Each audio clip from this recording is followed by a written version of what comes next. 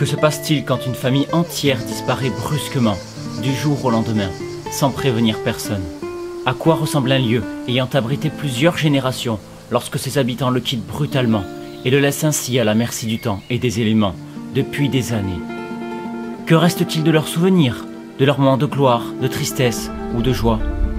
Laissez-moi essayer de répondre à toutes ces questions à travers l'exploration d'un lieu qui semblait à première vue très banal, mais qui cache en réalité de véritables trésors.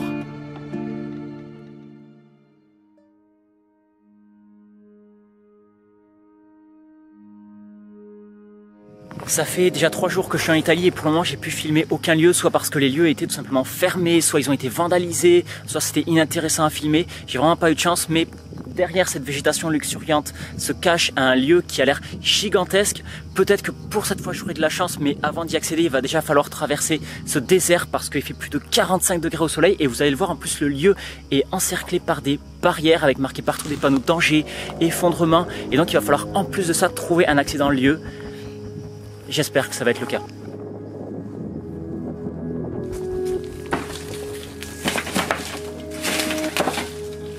Ok, on a fait le tour du bâtiment. C'est une vraie jungle. Là, on a peut-être trouvé un passage. Il y a une grille qui est à moitié arrachée. Je ne sais pas si on passe, mais en tout cas, ça nous permettrait d'accéder à la cour intérieure. Et ensuite, il ne reste plus qu'à trouver un accès encore pour accéder à l'intérieur de la maison. En tout cas, s'il y en a un.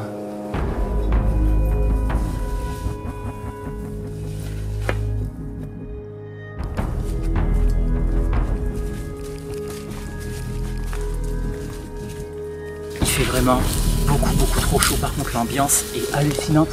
Regardez, on est entouré par les bâtiments, ils sont complètement envahis par la végétation, on a même des jouets d'enfants qui sont ici en plein milieu. On est vraiment dans une ambiance post-apocalyptique. On va voir si on peut rentrer à l'intérieur.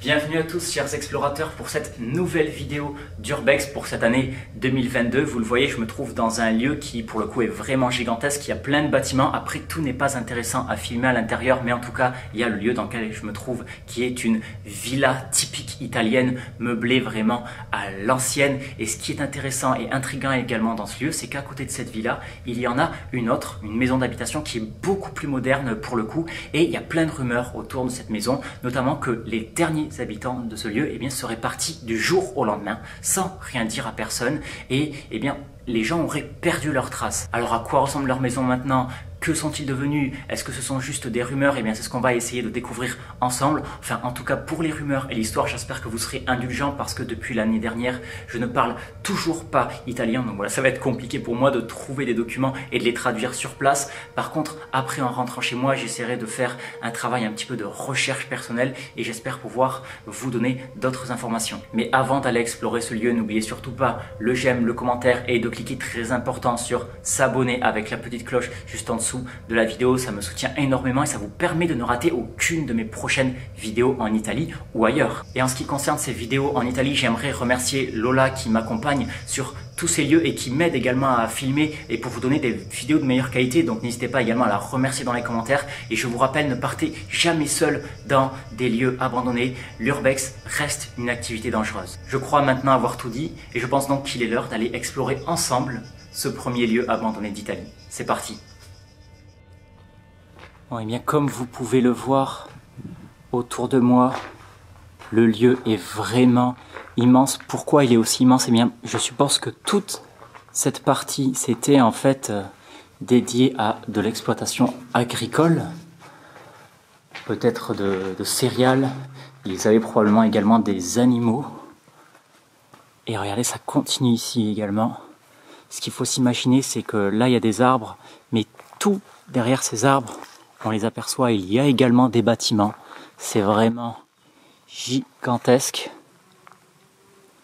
On a des jouets pour enfants ici qui donnent vraiment une ambiance très sympathique à ce lieu. Et les 2 maisons d'habitation dont j'ai parlé dans la vidéo se trouvent ici. On a le grand manoir ancien ici et derrière cette végétation luxuriante, on l'aperçoit, il y a la maison d'habitation beaucoup plus récente. La végétation est en train de complètement envahir la façade de la maison. Vous voyez juste en face, c'est la villa ancienne, grande ouverte. De toute façon, tout est ouvert. Et ici, on a l'accès vers la partie la plus récente qui pour moi est la moins intéressante et que je vais donc vous montrer en premier.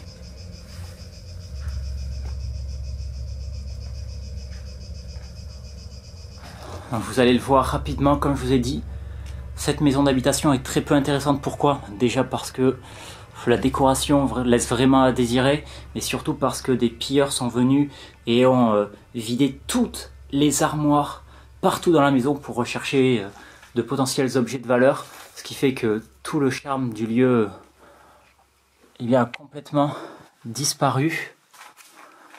Mais par contre, c'est vraiment hallucinant parce que les habitants ont vraiment tout laissé derrière eux. Regardez ici, on a toutes les paires de chaussures qui sont encore dans l'entrée, comme si les habitants venaient de partir. Ici, on peut deviner la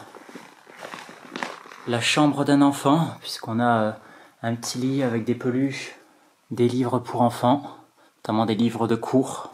On a également ici une salle de bain avec une déco que personnellement je ne mettrai pas chez moi. Et wow, vous le voyez, aux toiles d'araignée qu'il y a, que le lieu n'est pas abandonné depuis quelques jours.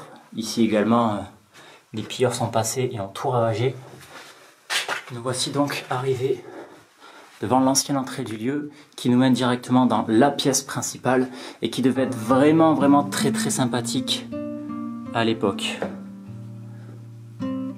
C'est la première fois que je vois une pièce de ce genre avec deux énormes piliers au milieu. Alors je suis pas sûr que ce soit très pratique pour la vie de tous les jours, mais en tout cas ça donne vraiment un bel effet à cette pièce. Vous le voyez, je n'ai même pas besoin de le dire, tout a vraiment été retourné et c'est pas par des urbexeurs, hein, c'est uniquement par des pilleurs, des vandales qui sont venus casser pour le plaisir ou pour essayer de revendre des choses. Et c'est dommage parce que on avait encore tous les souvenirs. Regardez, ça s'est pris juste en face de la maison, on la reconnaît. Et derrière ce salon, il y a, pour moi, c'est l'une de mes pièces favorites de cette maison, en tout cas moderne, puisque ensuite il y a l'autre villa, c'est la cuisine avec plein de photos accrochées au mur. Malheureusement ici, vous le voyez, tous les meubles ont été vidés et entassés ici. Mais c'est dommage parce que je trouve qu'il y avait vraiment un charme avec ce mur rempli de photos. Et ici, ce petit meuble avec les beaux rideaux et surtout ce plafond qui est en train de s'effriter et qui donne une ambiance parfaite à cette pièce. Bon, j'ai quand même pris un peu de temps pour fouiller à l'intérieur du meuble à travers toutes les photos qui restaient. Il y a beaucoup d'albums parce que ça m'intéresse quand même toujours de savoir qui vivait ici. Malheureusement, je n'ai pas appris grand chose. J'ai appris seulement qu'il voyageait énormément. Il y a beaucoup d'albums de voyage avec notamment sur les îles tropicales ou à travers l'Europe. Donc il y a beaucoup de photos de voyage. J'ai également appris que les derniers propriétaires avaient une fille qui s'appelait Giulia. Alors est-ce que c'était à elle qu'appartenait la chambre qu'il y avait Malheureusement, je ne le sais pas, mais en tout cas, c'est la seule photo d'enfant que pour l'instant j'ai trouvée ici dans ce lieu. En tout cas, ce qui est sûr, c'est qu'ils avaient l'air de mener une vie plutôt aisée, plutôt heureuse. Alors pourquoi laisser brutalement tout d'un coup derrière eux? Peut-être qu'on va le découvrir. Eh bien, ça y est, il est l'heure maintenant d'entrer dans la vraie partie intéressante de ce lieu, l'ancienne villa à italienne. Et vous allez le voir, elle est magnifique. On arrive donc dans cette entrée, la première chose que l'on voit, c'est ce splendide escalier. On a également le plafond qui est très bien décoré et puis il y a ces deux moulures avec un beau blason avec un A dans un B. Alors est-ce que c'était le blason de la famille qui habitait ici? Je ne sais pas. Mais regardez ça, on a cet escalier en marbre avec un tapis qui à l'époque courait tout le long. C'est vraiment pas le même niveau de détail que dans la maison qu'on a vu juste avant. Regardez, même les portes sont décorées. Les portes et même les vitres des portes. Et donc, la première pièce sur laquelle on tombe, c'est ce petit salon Alors les pièces du rez-de-chaussée sont pas les plus intéressantes. Pourquoi? Parce qu'elles ont été également la cible malheureusement de pilleurs. Vous le voyez, le mur devait à la base être rempli de cadres et aujourd'hui il n'y a plus rien. Et ce meuble devait également être rempli de choses et vous voyez tout a été vidé. Ici on a mis des casseurs qui sont venus tout casser et comme dans l'autre maison qui ont mis tout par terre pour essayer de récupérer de potentiels trésors. Mais vous le voyez, il reste déjà quand même beaucoup plus de choses et le lieu est visuellement bien plus beau. On se trouve probablement dans ce qui était la chambre principale de ce lieu. On a ici un très beau meuble. Alors j'ai souvent des gens qui me disent « Oh, il y a des plantes dans les lieux abandonnés. » C'est des fausses plantes, hein. Qu'on se mette d'accord. C'est du plastique, hein. C'est pas des vraies plantes. Parce que vous le voyez à l'état des volets qui ne s'ouvrent même plus. Le lieu n'est pas abandonné depuis hier. Mais vraiment... Ce qui rend cette pièce exceptionnelle, c'est encore une fois ce sublime décor au plafond avec, on dirait, alors des feuilles, je suppose, de chêne qui courent le long du plafond et qui se retrouvent au milieu. Et ici, tous les vêtements n'ont pas été mis au sol. De l'autre côté de cet escalier, maintenant, on a d'autres pièces. Alors, ce qui devait peut-être être une salle à manger, on a une grande cheminée d'ailleurs, ça sent le feu et au vu de la disposition de la pièce, je pense qu'il y a des squatteurs qui sont venus et qui se sont amusés tout simplement ici pour venir y passer quelques soirées, parce que vraiment ça sent le feu de cheminée assez récent.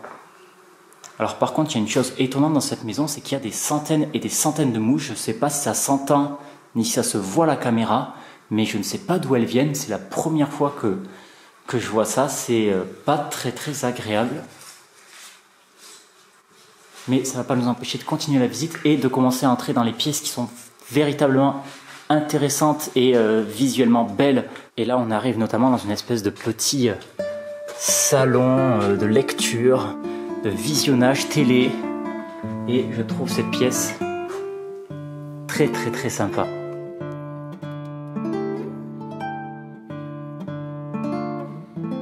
Ce que j'adore, c'est ce plafond en voûte qui est en train de s'effriter.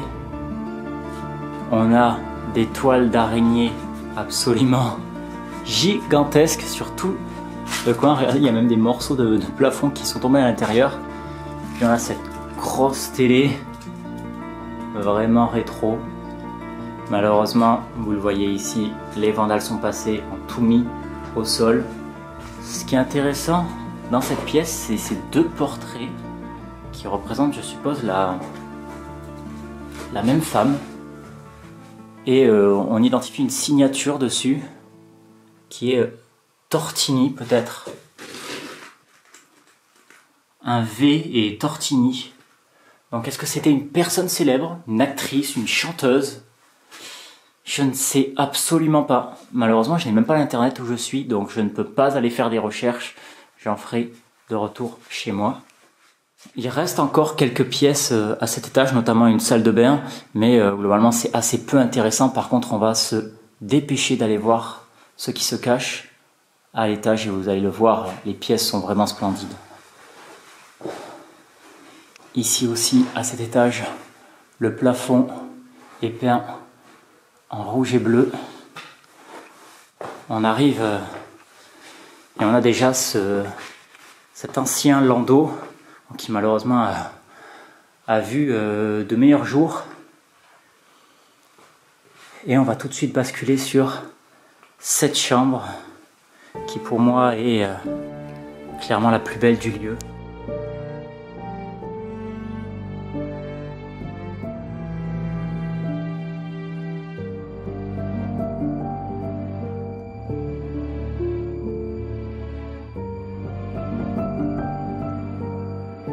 On a ce double lit majestueux. Alors ça doit avoir une appellation particulière parce qu'il y en a dans énormément de lieux en Italie. Dès que ça commence à devenir des villas, des palais, il y en a absolument partout. Mais je ne la connais pas, donc si quelqu'un connaît l'appellation de ce lit, n'hésitez pas à le dire en commentaire. On a la végétation qui est en train de rentrer dans le lieu par la fenêtre ouverte. Puis on a cette armoire extrêmement imposante. Pour une fois ici, Tout n'a pas été mis complètement au sol.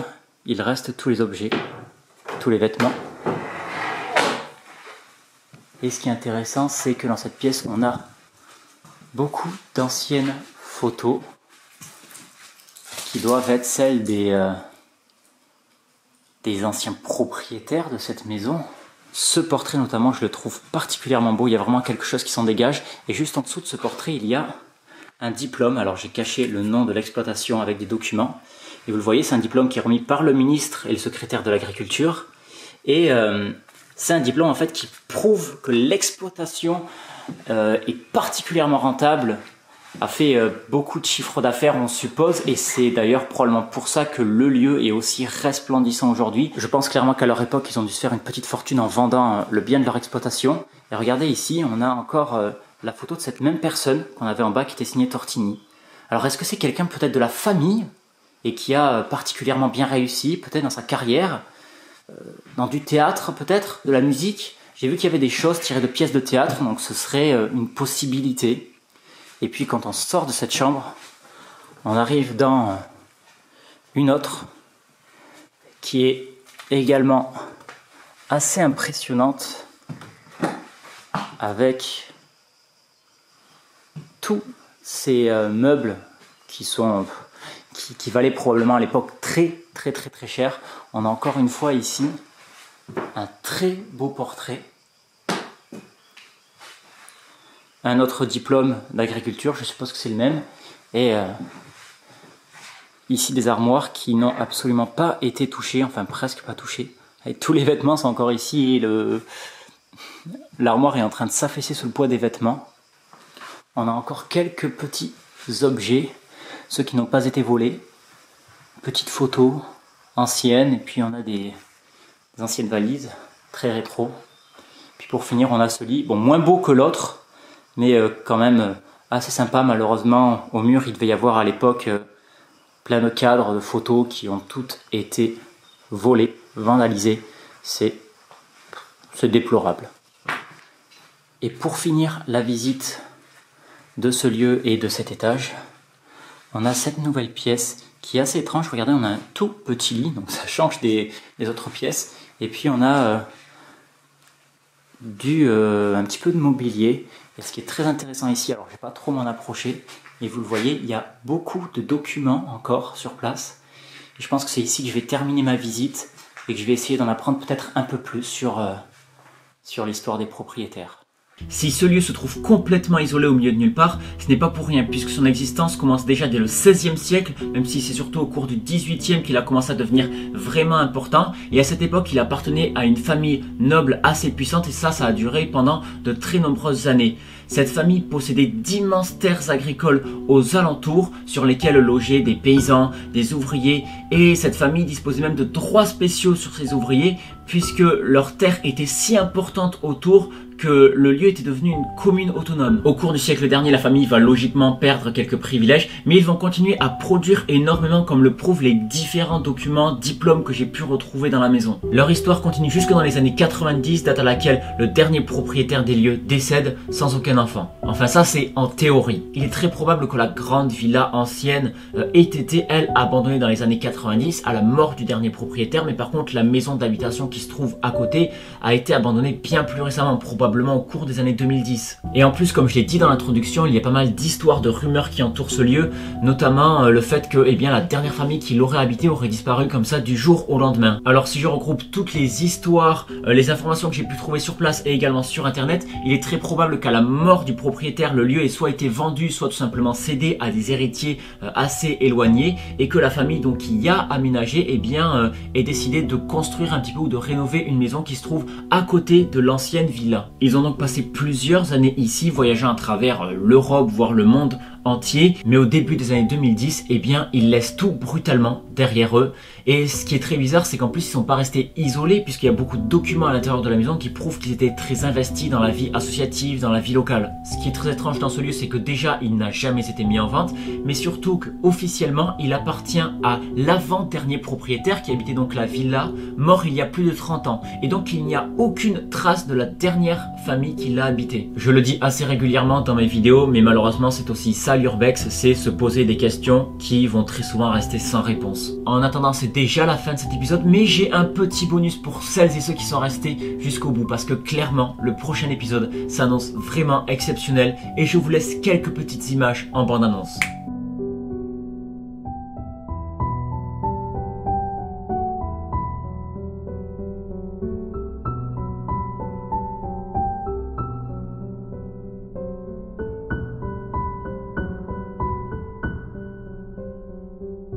Hop là, ça suffit, on va garder un peu de suspense quand même. Mais pour ne pas rater cette prochaine vidéo, n'oubliez surtout pas l'abonnement et la petite cloche juste en dessous de la vidéo. Et puis si celle-ci vous a plu, si vous avez des remarques, n'oubliez pas également le commentaire. Et en attendant, je vous dis à très bientôt pour de nouvelles aventures.